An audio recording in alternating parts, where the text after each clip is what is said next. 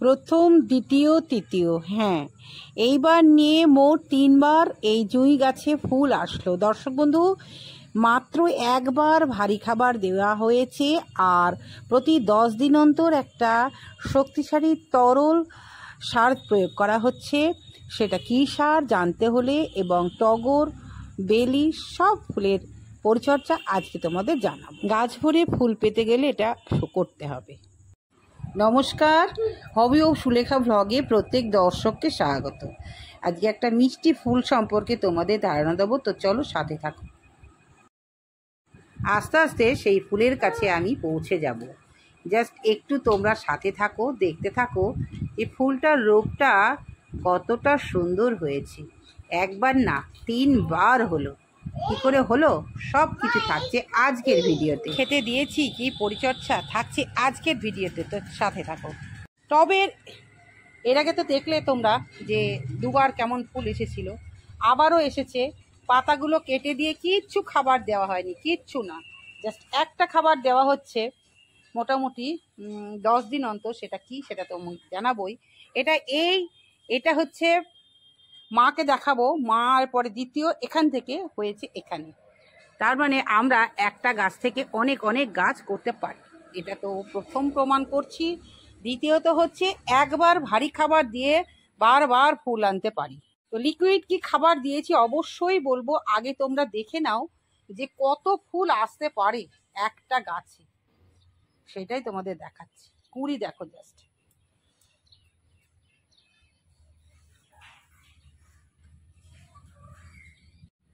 এখানেও তাই 3বার ফুল এসেছে দেখো। একবার শাখা কাটা হয়েছিল, প্রচুর ফুল। কি খাবার দিয়েছি তোমরা তো প্রথমবার দেখেছো, এবার নিয়ে 3য়বার ফুল।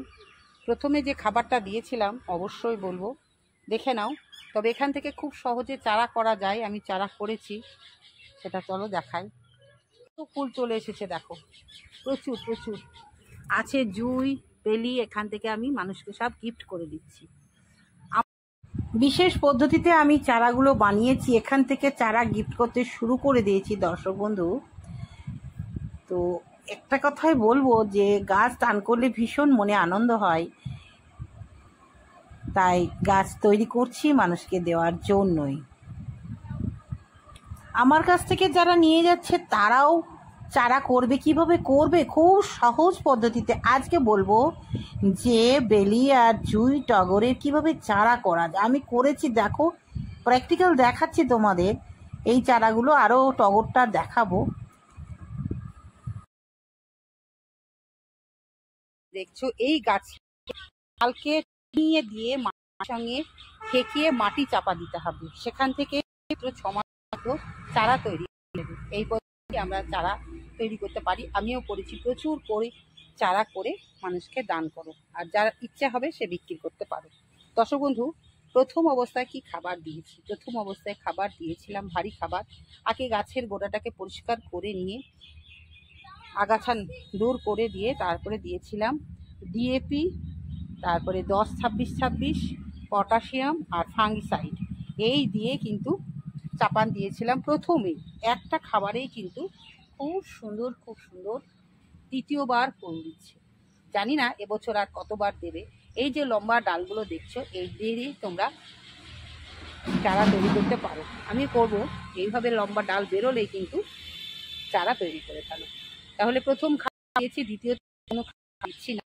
এবার ওই সবজির পচা জল বললাম না যে কি একটা করা। প্রচুর ফুল এসছে এখানে, তোমাকে তো এর আগে দেখিয়েছিলাম।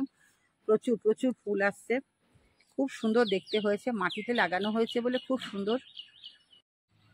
তো এই হচ্ছে আমার পরিবার।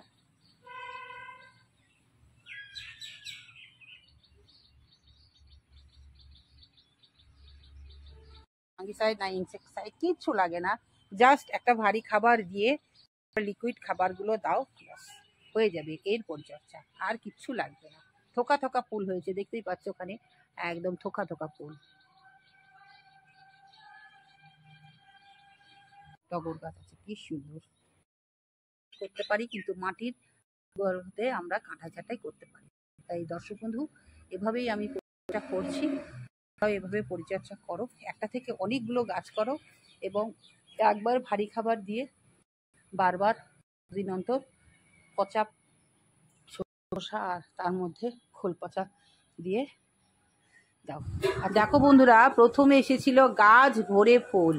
প্রথম অবস্থায় যে ফুলটা এসেছিল আবারও ভাবছিলাম কবে আসবে কবে আসবে, কিন্তু কি সুন্দর চলে এসেছে। শেষে এই ফুলটা হলো। সত্যি 3বার এত সুন্দর ফুল আসবে ভাবতেও পারিনি দর্শক বন্ধু। তাহলে তোমরা তো পরিচর্যা জেনে নিলে, এবার তোমরাও কি খাবার দিয়েছিলাম সেইগুলো দাও, তাহলে তোমাদের বাগানেও সুন্দর ফুল হবে। তাহলে এইটুকুই, আবারও দেখা হবে পরে। সকলে খুব ভালো থেকো এবং সবুজ